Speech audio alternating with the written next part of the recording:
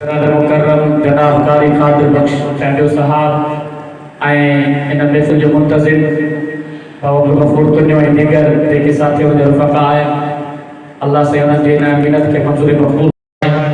इंशाअल्लाह करीम असां तव्हांजे दिल जी धड़कन शहीद इस्लाम जा फज़ल हज़रत अल्लामा तारिक़ ख़ालिद मोहम्मद सुकुल साहब के हवाले सां मौद इंशाअल्लाह मां बि अल्लाह जी निमत मां वाके कुछ ॿुधाइण चाहियां थो मां जीअं पहुतो त कम से कम न त 20-22 फरमाइश थियूं पर हज़रत अल्लामा तारिक़ ख़ालिद मोहम्मद सुकुल साहब कराची का सफ़र करे तव्हांजे प्रोग्राम ते आयो आहे वरी तव्हांजो प्रोग्राम करे वरी सफ़र करे वेठो इहा उनजी मोहबत आहे सब सुभान अल्लाह इंशाअल्लाह जेको बस हलियो शेरन जा ॿ टे मिसरा चई करे कुझु इंशाअल्लाह तव्हांखे टाइम ॾेई करे पंहिंजी जाइ वठंदुमि जेके दोस्त थकियल आहियो वरी आवाज़ अचो सुभान अल्लाह इहे सभु थकियल हुई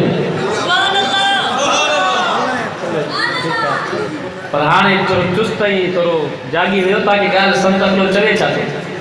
भला जेके हाणे मोहबत सां वेठा आहियो पंहिंजा ॿई हथ मथे खणी वरी आवाज़ अचो सुभान अम्मा जिन वटि अबू नाहे खुदा तिन खे बि पालींदड़ अम्मा जिन वटि अबू नाहे खुदा तिन खे बि पालींदड़ अम्मा जिन वटि अबू नाहे खुदा तिन खे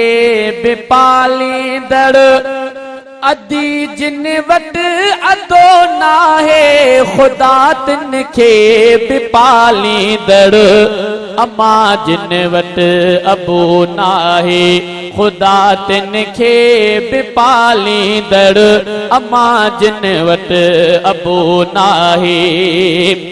बनी जिन वटि न को ॿारो मिले जिन खे न ओधारो बनी जिन वटि न को ॿारो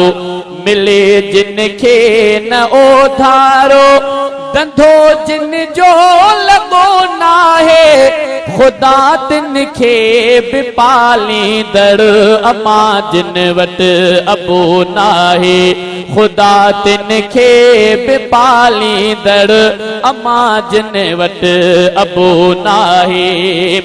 बनीअ में बिज वयो जिन जो सड़े सारो समर सुख जो बनीअ में बिज वयो जिन जो सड़े सारो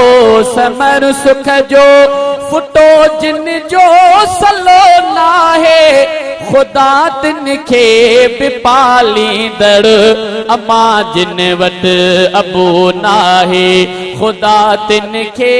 बि पालींदड़ अम्मा जिन वटि अबू नाहे सघन खे जो संभालींदड़ अघन जो आसरो सोरब सघन खे जो संभालींदड़ अघन जो आसरो सोरब बदन जिन जो सजो नाहे खुदा तिन खे बि पालींदड़ अम्मा जिन वटि अबू नाहे खुदा तिन खे